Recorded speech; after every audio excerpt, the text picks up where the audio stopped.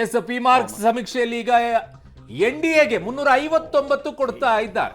P marks ಕೊಡ್ತಾ ಇದೆ, ಎನ್ಡಿಎಗೆ 359 ಸೀಟ್ಗಳನ್ನ ಕೊಡ್ತಾ ಇದ್ದಾರೆ.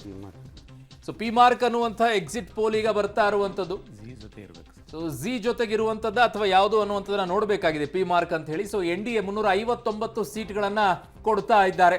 ಸೊ ಕಳೆದ ಬಾರಿ ಗೆದ್ದಿದ್ದು 352 ಸೀಟ್ಗಳನ್ನ ಪಡ್ಕೊಂಡಿದ್ದು, ಅದಕ್ಕಿಂತಲೂ ಹೆಚ್ಚು ಪಡ್ಕೊಳ್ತಾರೆ ಅನ್ನುವಂಥದ್ದನ್ನ ಈಗ ಪಿ ಮಾರ್ಕ್ ಎನ್ಡಿಎಗೆ ಕೊಡ್ತಾ ಇದೆ 359.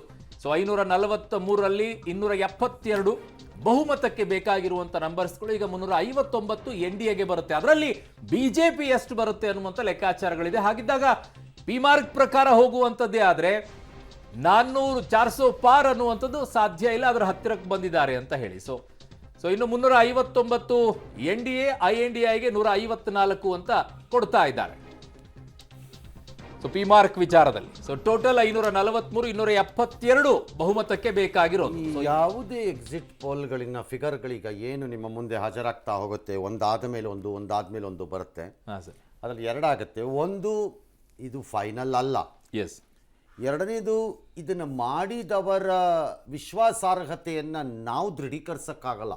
ಎಕ್ಸಾಕ್ಟ್ಲಿ. ಎಸ್. ಬಟ್ ಅವ್ರವ್ರಿಗೆ ವಿಶ್ವಾಸಾರ್ಹತೆ ಇರುತ್ತೆ, ಅದು ನಾನು ಇಲ್ಲ ಅಂತ ಹೇಳಿಲ್ಲ, ಬಟ್ ನಾವು ದೃಢೀಕರಿಸಕ್ಕಾಗಲ್ಲ ಅದನ್ನ. ಮತ್ತು ಮೂರನೇದು, ಇವೆಲ್ಲವೂ ಒಂದೇ ರೀತಿ ಇರುತ್ತವೆ ಫಲಿತಾಂಶ ಬಂದಾಗ ಅಂತಲ್ಲ. ಕೆಲವರು ಮಕಾಡೆ ಮಲ್ಕೊಂಡ್ಬಿಡ್ಬೋದು, ಕಳೆದ ಬಾರಿ ಹಾಗೆ ಕೆಲವರು ನಾವು ಅತ್ಯಂತ ಹತ್ತಿರದಲ್ಲಿ ನಾವಿದ್ದೇವೆ ಅಂತಲೂ ಹೇಳ್ಬೋದು. Either way. ಹಾಗಾಗಿ ಆವ್ರೇಜ್ ಡೌಟ್ ಆಮೇಲೆ ನೋಡ್ಬೋದು ಬೇಕಾರೆ. ಯಾಕಂದರೆ ಕೆಲವರು ನಮ್ಮ ಮೇಲೆ ಅವನವರು ಕ್ಲೋಸ್ ಅಪ್ಪ ಜಾಸ್ತಿ ಹಾಕೊಂಬಿಟ್ಟಿರ್ತಾನೆ ಬಿಡೋ ಅಂತಾನೋ, ಇವ್ರಿಗೆ ವಿರೋಧ ಅಲ್ವಾ 8 ಕಡಿಮೆ ಮಾಡಿರ್ತಾನೆ ಬಿಡೋ ಅಂತಾನೋ, ಈ ಥರ ಎಲ್ಲ ಜನರಲಿ ಜನ ಟಾಕ್ ಮಾಡೋದನ್ನು ನಾನು ಕೇಳಿಸ್ಕೊಂಡಿದ್ದೀನಿ. ಸಾಮಾನ್ಯವಾಗಿ ಜನ ನಾನು ಕೇಳೋವಾಗ, ಸರ್ ಅವ್ರು ಭಾಳ ಕ್ಲೋಸ್ ಅಲ್ವಾ ಸರ್ ಅವ್ರಿಗೆ ಅಂತಾರೆ. ಹೌದು, ಸ್ವಲ್ಪ ಜಾಸ್ತಿ ಹಾಕಿರ್ತಾರೆ ಬಿಡಿ ಸರ್ ಅಂತಾರೆ.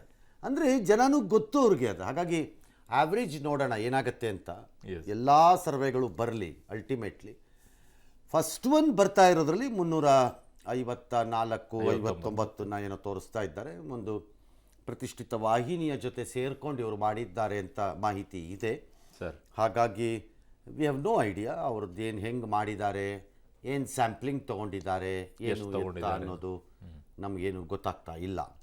ಬಟ್ ಸ್ಟಿಲ್ ಮಾಡಿರೋದೇ ಅವರ ಲೆಕ್ಕಾಚಾರದಲ್ಲಿ ಅದು ನ್ಯಾಯಬದ್ಧವಾಗಿಯೂ ಧರ್ಮಬದ್ಧವಾಗಿಯೂ ಇರುತ್ತೆ.